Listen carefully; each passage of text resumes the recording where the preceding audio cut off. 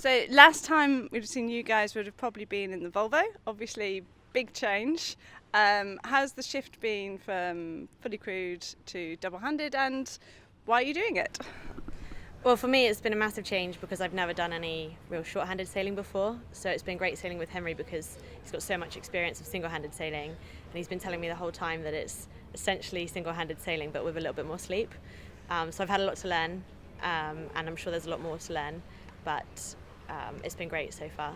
Yeah, so having done 4 years on the Figaro, sailing a 30-foot boat double-handed is kind of makes life a little bit easier, but you certainly need to still use a lot of your short-handed skills. So, but Hannah's been picking it up like really amazingly quickly. It's not an easy thing to do, to pre-think every manoeuvre that you're going to do and prepare everything so much earlier in a race environment. And yeah, and the tempo is different, and the intensity that you have to maintain is very different to the Volvo, where you're just 4 hours on and 4 hours off.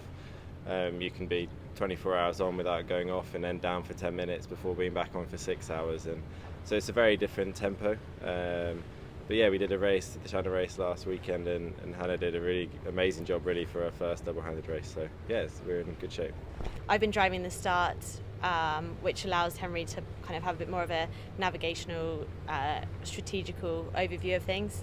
But we've tried to make sure from the beginning that we've both got the skills to do all of the roles on board. I think that's going to be really important going forwards, because there's going to be times where we both need to be able to do everything while the other person's resting, or it could just be that something happens really fast and we need to be able to react to that very quickly.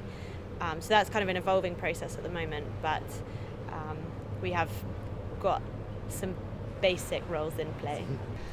Yeah, it's a really good double-handed boat. Sunfast have had 20 plus years of experience building these sorts of boats. The 3300 is replacing the Sunfast 3200, but it's designed by Guillaume Verdier, so very experienced designer obviously. This is one of his first kind of IRC type boats for 30 feet, and it's a very different hull shape under the water, very kind of round bow and stuff, but it's been going really nicely, and we've been very impressed with how it's rated so far in almost all conditions, and we should see quite a lot reaching in the fastnet, which will suit the boat very well. So yeah, it's very good. Well, I think we're definitely looking at the double-handed class most closely because we're obviously starting a campaign towards Paris 2024, and we're expecting that some of our competition will come from this class racing, this year's Fastnet.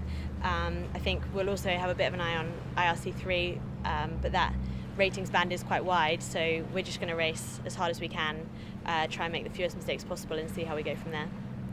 And you mentioned Paris 24 campaign. How does that pan out? Obviously, it's a new concept, what you're doing. How are you kind of preparing for the unknown with that?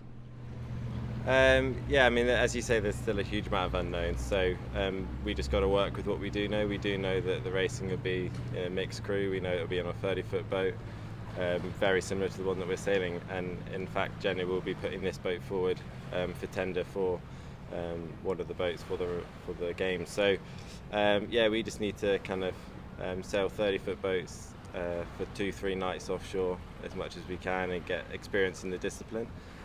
We think that'll be key, and actually changing between boats is something that's very good for us, because we might not know the boat until 6-9 months before, so being able to learn a boat very quickly will be a really important skill as well. So yeah, it's still 5 years away, it's a long way out, but what we've both learned with all of the campaigns we've done in Figaro or Hannah's Olympic campaigns or during the Volvo is that time is your biggest asset. So the earlier we can get started doing great races, classics like this is perfect. So yeah, it doesn't look too windy. I mean, we shouldn't see 20 knots. Well, I say that now, but yeah, and as I said, it looks kind of downwind, broad reaching out the Solent into a transition, and then upwind mid-channel for us anyway.